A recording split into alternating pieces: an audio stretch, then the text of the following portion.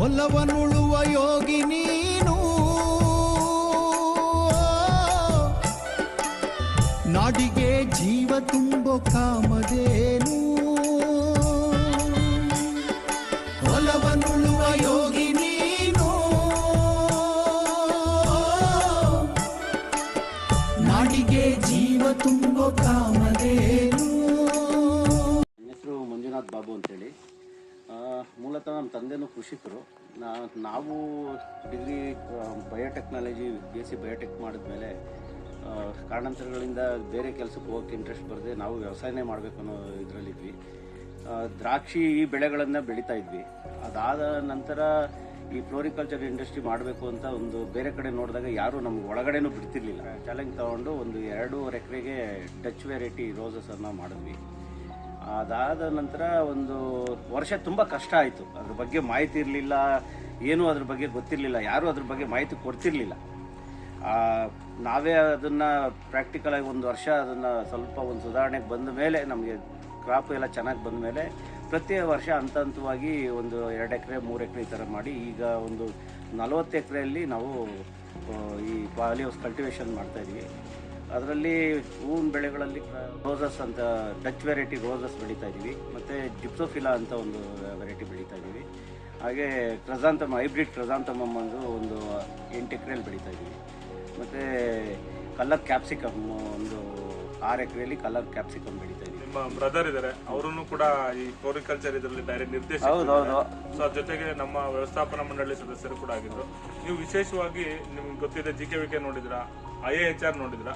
ಅಲ್ಲಿಂದ ಏನಾದ್ರೂ ನೀವು ಕೆಲವೊಂದು ಮಾಹಿತಿನ ಏನಾದ್ರು ತಗೊಂಡಿದ್ರಾ? ಮಾಹಿತಿ ತಗೊಂಡಿದ್ದಾದ್ರೆ ಏನೇನು ತಗೊಂಡಿದ್ರಾ? ನಾನು IIHR ಅಲ್ಲಿ ನಮ್ಗೆ ಈಗ ವಿಲ್ಟ್ ಪ್ರಾಬ್ಲಮ್ ಬಂತು ಕ್ಯಾಪ್ಸಿಕಮ್ ಅಲ್ಲಿ. ನಾನು ಸುಮಾರು ಸತಿ ವಿಸಿಟ್ ಮಾಡಿ ಅದ್ರ ಬಗ್ಗೆ ನಾನು ಮಾಹಿತಿನ ತಗೊಂಡಿದ್ದೀನಿ. ತುಂಬಾ ಕೆಲವೊಂದು ಡಾಕ್ಟರ್ ಹೆಸರುಗಳು ಮರ್ತಿದ್ದೀನಿ. ಸುಮಾರು ಸಲಹೆಗಳು ತಗೊಂಡಿದ್ದೀನಿ. ನಾವು IIHR ಅಲ್ಲಿ ಖಂಡಿತ ನಮಗೆ ಒಳ್ಳೆ ಸಲಹೆಗಳು ಸಿಕ್ಕಿದೆ. ಅಲ್ಲಿ ಇರ್ತಕ್ಕಂಥ ಯಾವ್ದಾದ್ರು ಉತ್ಪನ್ನಗಳನ್ನ ಯೂಸ್ ಮಾಡಿ. ಹೌದು, ನಾನು ಈ ವೆಜಿಟೇಬಲ್ ಸ್ಪೆಷಲ್ ಯೂಸ್ ಅದು ಖಂಡಿತ ಪರ್ಮನೆಂಟ್ ಯೂಸ್ ಮಾಡ್ತಾ ಇದೀವಿ. ಅಲ್ಲೂ ಮಾಡ್ತಾ ಇದೀವಿ, ನಮ್ಮ ಇದ್ರದ್ದು ಎರಡು ಕಡೆದು ಯೂಸ್ ಮಾಡ್ತಾ ಇದೀವಿ. ಮತ್ತೆ ಇನ್ನು GKVK ಇಂದ ಅಥವಾ KVK ಇಂದ ಇನ್ನು ಬೇರೆ ಏನಾದ್ರು ಮಾಹಿತಿನ ತಗೊಂಡಿದ್ದೀರಾ? KVK ಅಲ್ಲಿ ನಾನು ವಿಸಿಟ್ ಮಾಡಿದ್ದೀನಿ. ಅಲ್ಲಿ ಜೇನು ಕೃಷಿದು ಮಾಹಿತಿ ಎಲ್ಲ ಪಡ್ಕೊಂಡಿದ್ದೀನಿ. ನಾನು ನನ್ನ ದಾಳಿಂಬೆ ಇದೆ ಒಂದು 30 ಎಕರೆ, ಅದರಲ್ಲಿ ಈ ವರ್ಷ ಒಂದಷ್ಟು ಜೇನು ಪೆಟ್ಟಿಗೆಗಳನ್ನೆಲ್ಲ ಇಟ್ಟಿದ್ದೆ. ಅದು ಮಾಹಿತಿ ಪಡ್ಕೊಂಡ್ಮೇಲೆ ಅದ್ರ ಉಪಯೋಗನೂ ಆಗಿದೆ ಖಂಡಿತ.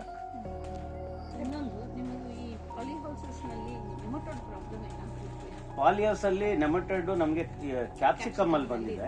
ರೋಸಸ್ ಅಲ್ಲಿ ಇದುವರೆಗೂ ಆ ಪ್ರಾಬ್ಲಮ್ ನಮಗೆ ಬಂದಿಲ್ಲ. ಅದು ನೀವು ಕ್ಯಾಪ್ಸಿಕಮ್ ನಲ್ಲಿ ನಾವು ಇತ್ತೀಚೆಗೆ ಒಂದು ನಸಗುನ್ನಿ ಅಂತ ಕೇಳಿದ್ದೀರಾ. ಆ ನಸಗುನ್ನಿ ಅಂದ್ರೆ ನಿಮಗೂ ಕ್ಯಾಪ್ಸಿಕಮ್ ತೆಗೆದು ಬಿಟ್ಟಿನ ಮೇಲೆ ಈ ನಸಗುನ್ನಿ ಹಾಕಿ ಒಂದು 40-50 ದಿವಸ ಇಟ್ಬಿಟ್ಟು ಉಳುಮೆ ಮಾಡಿದ್ರೆ ನಿಮಗೂ ಆಲ್ಮೋಸ್ಟ್ 80% ಕಮ್ಮಿ ಆಗುತ್ತೆ. ಅದನ್ನು ಒಂದ್ಸಾರಿ ನೋಡಿದ್ರೆ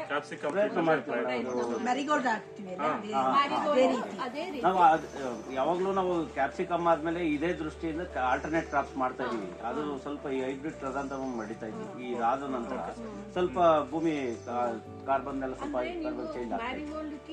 ಈ ನಸಗುನಿಗೆ ಏನು ಡಿಫರೆನ್ಸ್ ಅಂದ್ರೆ ನಸಗುನಿ ದ್ವಿದಳ ಧಾನ್ಯಕ್ಕೆ ಪಲ್ಸ್ ಅದು ಆಲ್ಮೋಸ್ಟ್ ನಿಮ್ಗೆ ನೈಟ್ರೋಜನ್ ಫಿಕ್ಸ್ ಮಾಡುತ್ತೆ. ಆಮೇಲೆ ತುಂಬಾ ಎಲೆ ಉದುರ್ಬಿಟ್ಟು ಬಯೋಮಾಸ್ ಆಗುತ್ತೆ. ಅದರಿಂದ ನಿಮಗೂ ಸಾಯಿಲ್ ಫರ್ಟಿಲಿಟಿ ಇಂಪ್ರೂವ್ ಆಗುತ್ತೆ. ಅದನ್ನು ಒಂದ್ಸಾರಿ ಯೂಸ್ ಮಾಡಿ ನಿಮ್ಮಲ್ಲಿ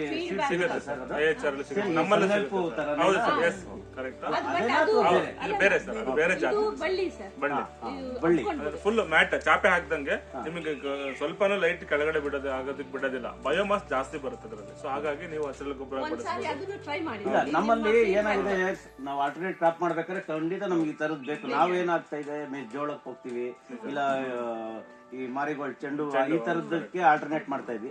ಇದು ಒಳ್ಳೆ ಸರ್, ನಾನು ಅದನ್ನ ಪ್ರಯತ್ನ ಮಾಡಿ ನೋಡಿ ಸರ್, ನಿಮ್ಮ ಫೀಡ್ಬ್ಯಾಕ್ ಕೊಡಿ ಹೇಗಿದೆ. ಆಮೇಲೆ ಸರ್ ವಿಶೇಷ ಲಾಸ್ಟ್ ಒಂದು 2 ನಿಮಿಷ ಏನಂದ್ರೆ ನೀವು ತೊಂದರೆಗಳು ಏನ್ ಅನುಭವಿಸಿದಿರಾ ಅಂತ ಅದ್ರ ಬಗ್ಗೆ ಸ್ವಲ್ಪ ಏನು ರೋಗ ಬಂದಿದೆ ನಿಮ್ ಕ್ಯಾಪ್ಸಿಕಮ್ ಬೆಳೆ? ಕ್ಯಾಪ್ಸಿಕಮ್ ಅಲ್ಲಿ ನಮಗೆ ಮೇಜರ್ ಬರೋದು 2 ಥ್ರಿಪ್ಸ್. ಅದು ಚಾಲೆಂಜಿಂಗ್ ಫ್ಯಾಕ್ಟರ್ ಯಾವಾಗ್ಲೂ ಕ್ಯಾಪ್ಸಿಕಮ್ ಅಲ್ಲಿ. ಅದಾದ ನಂತರ ವಿಲ್ಟು. ಪೌಡ್ರಿ ಮಿಲ್ಡ್ ಏನ ಅನ್ಸುತ್ತಾ? ಪೌಡ್ರಿ ಮಿಲ್ಡ್ ಅದೆಲ್ಲ ಏನಾಗುತ್ತೆ, ನಮ್ಮ ಕ್ಯಾಲ್ಕುಲೇಷನ್ ಅಲ್ಲಿ ನಾವು ವೆದರ್ ಯಾವ ತರ ಇದೆ ಅದ್ರ ಮೇಲೆ ನಾವು ಮೇಂಟೈನ್ ಮಾಡ್ತಾ ಇದೀವಿ. ಪೌಡ್ರಿದ ಅಷ್ಟು ಪ್ರಾಬ್ಲಮ್ ಬಂದಿಲ್ಲ ಇದುವರೆಗೆ. Major thrips and wilt. Wilt ಏನಾಗುತ್ತೆ, ಟ್ರಿಪ್ಸ್ ಸ್ವಲ್ಪ ಮೈಟ್ಸ್ ಓವರ್ ಆಯ್ತು ಅಂದ್ರೆ ಆಟೋಮೆಟಿಕ್ ಕನ್ವರ್ಟ್ ಆಗಿ ಇದು ವಿಲ್ಟ್ ಇದ್ರ ಪ್ರಾಬ್ಲಮ್ ಬಂದ್ಬಿಡುತ್ತೆ. ಸರಿ, ಏನದು ಕೌಡ್ರಿ ಅಲ್ಲ ಮೇಡಮ್, ವಿಲ್ಟ್. ಆಕ್ಚುಲಿ ವಿಲ್ಟ್ ಬರುತ್ತೋ ಅದು ಇಲ್ಲ ನಮ್ಗೆ ಇದುವರೆಗೂ ಗೊತ್ತಾಗ್ಲಿಲ್ಲ. ಅದು ವೈರಸ್, ಆಕ್ಚುಲಿ ವೈರಸ್, ಹೌದು, ಅದು ಮೇಜರ್ ಇಶ್ಯೂ ಇದೆ. ಬಟ್ ನಮ್ಗೆ ಈ ವರ್ಷ ಬಿಫೋರ್ ಲಾಸ್ಟ್ ಇಯರ್ ತುಂಬಾ ಪ್ರಾಬ್ಲಮ್ ಆಯ್ತು. ಈ ವರ್ಷ ಏನ್ ನಾನು ಸುಮಾರು ಒಂದು 4-6 ಎಕರೆ ಬೆಳೆದಿದ್ದೆ, ಆ ತರ ಇದ್ರ ಪ್ರಾಬ್ಲಮ್ ಬರ್ಲಿಲ್ಲ, ವೈರಸ್ ಪ್ರಾಬ್ಲಮ್ ಬರ್ಲಿಲ್ಲ. ಬಿಫೋರ್ ಲಾಸ್ಟ್ ಇಯರ್ ತುಂಬಾ ಸುಮಾರು ಒಂದು 6 ಎಕರ್ಸ್ ರಿಮೂವ್ ಮಾಡಿದ್ವಿ ನಾವು ವೈರಸ್ ಪ್ರಾಬ್ಲಮ್ ಆಗಿ. ನಾನು ಅಲ್ಲಿ ಬಂದು ಸುಮಾರು ಮಾಹಿತಿ ಎಲ್ಲ ಪಡ್ಕೊಂಡೆ. ಅವ್ರು ಹೇಳಿ ಆದ್ರೂ ನನಗೇನು ಅಂತ ಉಪಯೋಗ ಆಗ್ಲಿಲ್ಲ. ಅದು ಪ್ರಯತ್ನ ಅಂದ್ರೆ ಓವರ್ ಆಗಿತ್ತು ಅನ್ಸುತ್ತೆ ನಮ್ದು ಆಲ್ರೆಡಿ. ಅಲ್ಲ, ನೀವು ಇದನ್ನು ಒಂದು ಆಲ್ಟರ್ನೇಟ್ ಕ್ರಾಪ್ ತರ ಬೇರೆ ಬೇರೆ ಕ್ರಾಪ್ ಹಾಕಿ ಮಾಡಿದ್ರೆ ಒಳ್ಳೇದು ಅನಿಸುತ್ತೆ. ಕ್ಯಾಪ್ಸಿಕಮ್ ಎಲ್ಲಿ ಪ್ರೊಟೆಕ್ಟೆಡ್ ಕಲ್ಟಿವೇಶನ್ ಅಲ್ಲಿ ಇದನ್ನೇ ಪ್ರಾಬ್ಲಮ್. ಅದು ಹೊಸ ಭೂಮಿಯಲ್ಲಿ ಮಾಡಿದಾಗ ನಮ್ಗೆ ಅಷ್ಟು ಸಮಸ್ಯೆ ಬರ್ತಾ ಇರಲಿಲ್ಲ. ನಾವೇನ್ ಮಾಡ್ತಾ ಇದೀವಿ, ಆಲ್ಟರ್ನೇಟ್ 1-2 ಇಯರ್ಸ್ ಆದ್ಮೇಲೆ ಮತ್ತೆ ರಿಪೀಟ್. ನಾನು ಒಂದೇ ನೆಟ್ ಹೌಸ್ ಅಲ್ಲಿ ಆಲ್ಟರ್ನೇಟ್ ಮಾಡಿ 3 ಇಯರ್ಸ್ ಕಲ್ಟಿವೇಟ್ ಮಾಡಿದೀನಿ. ಪ್ರತಿ ಈ ವರ್ಷ ಒಂದು ಕ್ರಾಪ್ ಕ್ಯಾಪ್ಸಿಕಮ್, ಅದಾದ್ಮೇಲೆ ಒಂದು ಕ್ರಿಸಾಂಥೆಮಮ್, ಮತ್ತೆ ರಿಪೀಟ್ ಮತ್ತೆ ಕ್ಯಾಪ್ಸಿಕಮ್ 3 ಇಯರ್ಸ್ ಮಾಡಿದೆ. ಈ ವರ್ಷ ಮಾತ್ರ ಗ್ಯಾಪ್ ಕೊಟ್ಟಿದ್ದೀನಿ ನೆಟ್ ಹೌಸ್ ಅಲ್ಲಿ.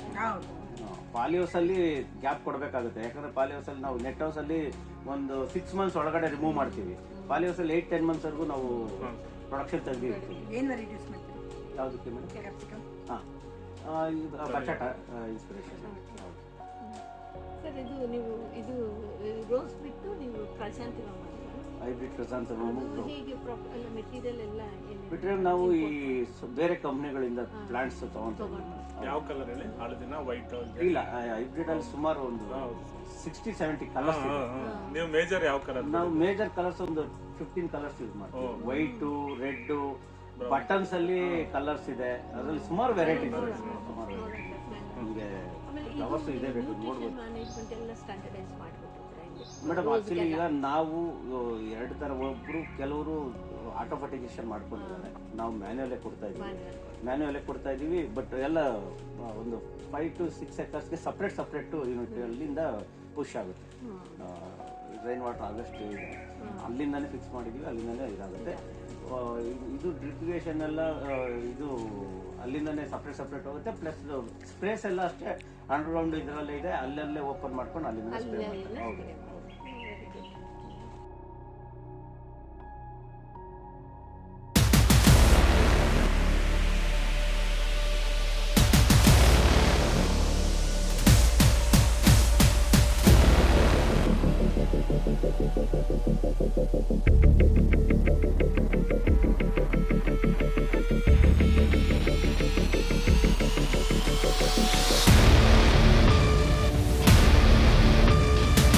ಈ ಸ್ಟೇಜ್ ಅಲ್ಲೇ ಕ್ಯಾಪ್ ಆಗ್ತದೆ.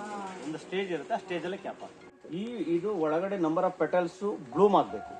ಇದನ್ನ ಕೋಲ್ಡ್ ರೂಮ್ ಅಲ್ಲಿ ಹಾಕಿದ್ರೆ ನೀವು 6-8 ಅವರ್ಸ್ ರನ್ ಮಾಡಿದ್ರೆ ಬಲ್ಜಿಂಗ್ ಆಗುತ್ತೆ.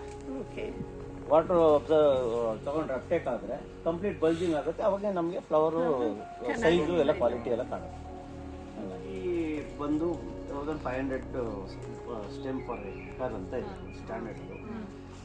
2000 ವರೆಗೂ ಬರುತ್ತೆ. ಸ್ಟ್ಯಾಂಡರ್ಡ್ ತೆಗೆದ್ರೆ 50+ ಅಂತ ಬರುತ್ತೆ, ಅದು ಸ್ಟ್ಯಾಂಡರ್ಡ್ ಎಕ್ಸ್ಪೋರ್ಟ್ ಕ್ವಾಲಿಟಿ ಅಂತ. 1500 ಸ್ಟೆಮ್ ಬರುತ್ತೆ ಪರ್ ಡೇ. ಎಕ್ಸ್ಪೋರ್ಟ್ 50+ ಬರೋದಂಥದ್ದೆಲ್ಲ ಎಕ್ಸ್ಪೋರ್ಟ್ ಅಂತ. ಆಕ್ಚುಲಿ ಅದು ಏನ್ ನೀವು ಡೊಮೆಸ್ಟಿಕ್ ಆದ್ರೂ ಮಾಡ್ಬೋದು, ಎಕ್ಸ್ಪೋರ್ಟ್ ಆದ್ರೂ ಮಾಡ್ಬೋದು. ಬಟ್ ಪ್ರೆಸೆಂಟ್ ಕಂಡೀಷನ್ ಅಲ್ಲಿ ಎಕ್ಸ್ಪೋರ್ಟ್ ಮಾಡಕ್ ಆಗ್ತಾ ಇಲ್ಲ. ಈಗಿನ ಫ್ಲೈಟ್ ಪ್ರೈಸಸ್ ಎಲ್ಲ ಹೈಕ್ ಆಗಿರೋದ್ರಿಂದ ಪ್ರೈಸ್ ವರ್ಕೌಟ್ ಆಗಲ್ಲ. ನಮ್ಮ ಈ ಡಿಮ್ಯಾಂಡ್ ಈ ಲೋಕಲ್ ಅಲ್ಲೇ ಹೋಗ್ತಾ ಇದೆ, ನೋ ಪ್ರಾಬ್ಲಮ್. ಐಫಾಬ್ ಇದೆ. ನಮ್ಮ ಅದರ್ ಸ್ಟೇಟ್ಸ್ ಇದಕ್ಕೆ ಹೋಗುತ್ತೆ, ತಮಿಳ್ನಾಡು ಹೋಗುತ್ತೆ, ಹೈದರಾಬಾದ್, ಎಲ್ಲ ಕಡೆ ಎಲ್ಲ ಸ್ಟೇಟ್ಸ್ ಅಲ್ಲೂ depend upon colour and length, seasonable. ಇದು 3 ಕೌಂಟ್ ಆಗುತ್ತೆ. 2 rupees ಇರ್ಬೋದು, 20 rupees ಇದ್ರೂ ಇರ್ಬೋದು. ಡಿಪೆಂಡ್ ಆನ್ ಡೈಲಿ ಚೇಂಜಸ್ ಇರ್ತದೆ. ಒಂದು ಸ್ಟಾಕ್ಸ್ ಅಂತ ಲೆಕ್ಕ, ರಿಕ್ವೈರ್ಮೆಂಟ್ ಮೇಲೆ ಅಲ್ಲಿ ಡಿಮ್ಯಾಂಡ್ ಇರುತ್ತೆ. ಪ್ರೊಡಕ್ಷನ್ ಬರೋದು ವೆದರ್ ಕಂಡೀಷನ್ ಅಲ್ಲಿ ಕಡಿಮೆ ಇರುತ್ತೆ, ಆ ಟೈಮಲ್ಲಿ ಹೈಕ್ ಆಗುತ್ತೆ. ಆಮೇಲೆ ಫೆಬ್ರವರಿನೂ ಹೈಕ್ ಆಗುತ್ತೆ. ಮಾರ್ಚ್ ಅಲ್ಲಿ ಡೌನ್ ಆಗ್ಬಿಡುತ್ತೆ, ಈಸ್ಟರ್ ಬರುತ್ತೆ. ಮತ್ತೆ ನಮ್ಮ ಓವರ್ ಆಲ್ ಯಾವುದು ಫಂಕ್ಷನ್ಸ್ ಅಷ್ಟು ಮಾರ್ಚ್ ಅಲ್ಲಿ ಇರಲ್ಲ. ಮತ್ತೆ ಏಪ್ರಿಲ್ ಅಬೌವ್ 15 ಇಂದ ಮತ್ತೆ ಮೇ ಕಂಪ್ಲೀಟ್ ಸೀಸನ್ ಇರುತ್ತೆ.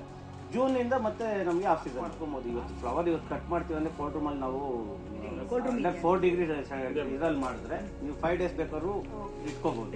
ಓಪನ್ ಮಾಡಿದ್ರೆ ಕೋಲ್ಡ್ ರೂಮ್ ಇದು ಹಾರ್ವೆಸ್ಟ್ ಆಗಿದೆ. ಈಗ ಇದು ನಾಳೆ ಹಾರ್ವೆಸ್ಟ್ ಆಗುತ್ತೆ. ನಾಳೆ ಹಾರ್ವೆಸ್ಟ್ ಬರ್ಬೋದು. ಅಂಥದ್ದನ್ನ ಹಾಕಾಗ ರೆಡಿಯಾಗಿ ಅಂತ ಹಾಕಿ ರೆಡಿ ಅಂದ್ರೆ ಇದು ಒಳಗಡೆ ನಂಬರ್ ಆಫ್ ಪೆಟಲ್ಸ್ ಬ್ಲೂಮ್ ಆಗಬೇಕು. ಇದನ್ನ ಕೋಲ್ಡ್ ರೂಮ್ ಅಲ್ಲಿ ಹಾಕಿದ್ರೆ ನೀವು 6 to 8 hours ರನ್ ಮಾಡಿದ್ರೆ ಬಲ್ಜಿಂಗ್ ಆಗುತ್ತೆ. ಓಕೆ. ವಾಟರ್ ತಗೊಂಡ್ರೆ ಅಪ್ಟೇಕ್ ಆದ್ರೆ ಕಂಪ್ಲೀಟ್ ಬಲ್ಜಿಂಗ್ ಆಗುತ್ತೆ. ಅವಾಗ ನಮಗೆ ಫ್ಲವರ್ ಸೈಜು ಎಲ್ಲ ಕ್ವಾಲಿಟಿ ಎಲ್ಲ ಕಾಣುತ್ತೆ. ಈ ಸ್ಟೇಜ್ ಅಲ್ಲೇ ಕ್ಯಾಪ್ ಆಗ್ತದೆ.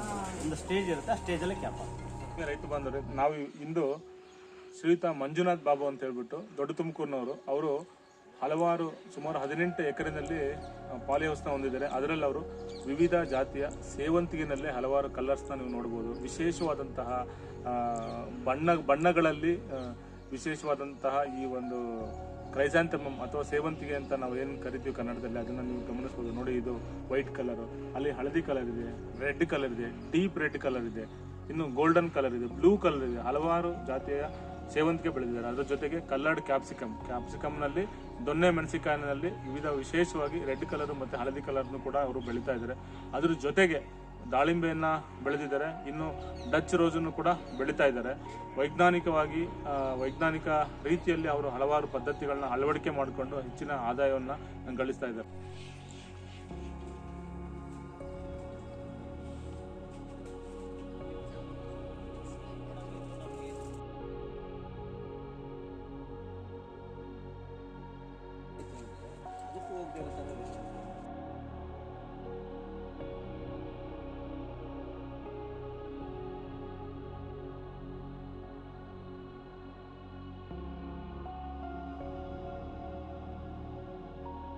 ಈ ರೈತರು ಐಫ್ಯಾಬ್ ಹೆಬ್ಬಾಳದಲ್ಲಿರುವಂಥ ಐಫ್ಯಾಬ್ ಮೂಲಕ ತಮ್ಮದೇ ಆದಂಥ ಮಾರುಕಟ್ಟೆ ಜಾಲವನ್ನು ಹೊಂದಿಕೊಂಡು ಹೂಗಳನ್ನು ಎಕ್ಸ್ಪೋರ್ಟ್ ಕೂಡ ಮಾಡ್ತಿದ್ದಾರೆ. ಒಂದು ರೈತರ ವಿಶೇಷತೆ ಏನಂತಂದರೆ ಗೊಬ್ಬರವನ್ನು ರಸಾವರಿ ಮೂಲಕ ಕೊಡ್ತಾರೆ. ಅದೇ ರೀತಿ ಬೆಳವಣಿಗೆಗಾಗಿ ಗ್ರೋತ್ ರೆಗ್ಯುಲೇಟರ್ಸ್ನ ಬಳಸ್ತಾರೆ.